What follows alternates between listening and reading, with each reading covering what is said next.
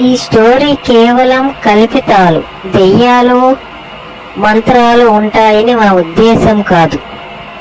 అనగనగా రామాపురం అనే గ్రామంలో అజయ్ మరియు రవి అనే ఇద్దరు స్నేహితులు ఉండేవారు.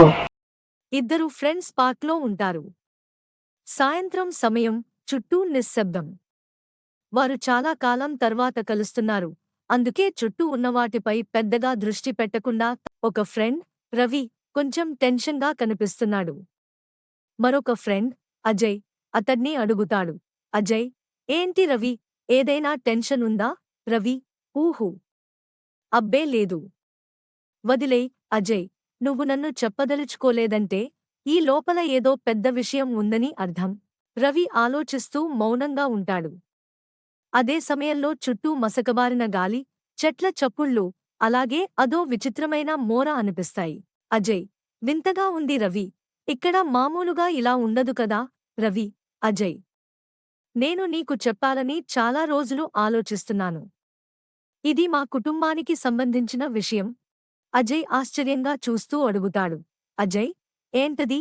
రవి, ఈ పార్క్లో మా తాతగారు ఒకప్పుడు నడిచే దారి మీటర్లో ఒక బంగారు నిధిని దాచారట. కాని దాన్ని వెతుకుతూ రాత్రి తిరిగి ఇంటికి రాలేదట. అంతే, అప్పుడు దూరంగా ఒక ఆడవారి నోరు తెరిచి నవ్వుతున్న భయంకరమైన శబ్దం వినిపిస్తుంది. ఇద్దరు ఫ్రెండ్స్ ఒక్కసారిగా కుదురుగా కూర్చోవడం మానేసి చుట్టూ చూస్తారు.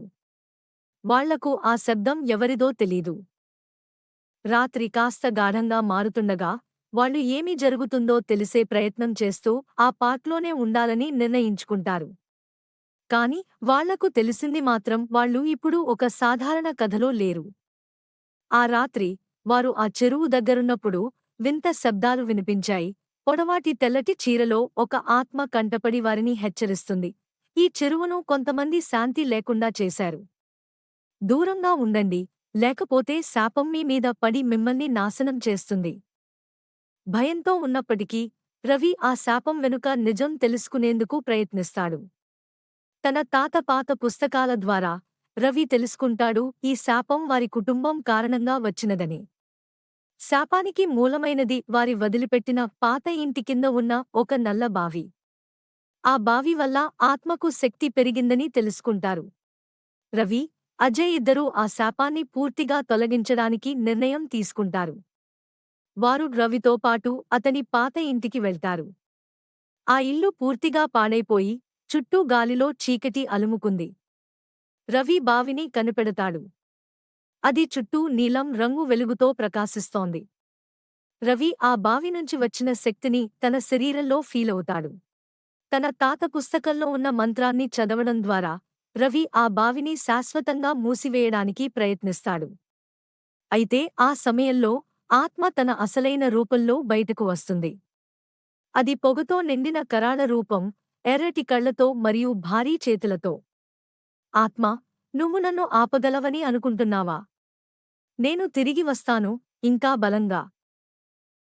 రవి ఆత్మ నుండి దాడులు ఎదుర్కొంటూ ఆ మంత్రాన్ని చదవడం కొనసాగిస్తాడు. చివరికి ఆ బావి వెలుగుతో నిండిపోతుంది. ఆత్మ పెద్ద కేకలతో బావిలోకి వెనక్కి లాగబడుతుంది.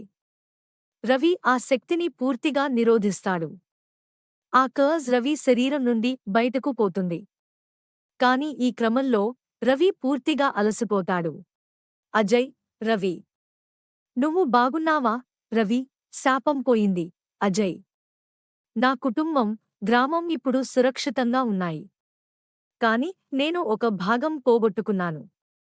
ఈ శాపం నా జీవితాన్ని మార్చింది. రవి, అజయ్ ఆ బావిని శాశ్వతంగా మూసివేస్తారు. దానిపై ఒక హెచ్చరిక బోర్డు పెడతారు. ఈ ప్రదేశం శాపం గురించి చరిత్రను కలిగి ఉంది. దూరంగా ఉండండి అని. చివరికి రవి తన గ్రామానికి తిరిగి వెళ్తాడు. కాని తనలో ఇంకా కొంత శాపం మిగిలి ఉందేమో అనిపిస్తుంది.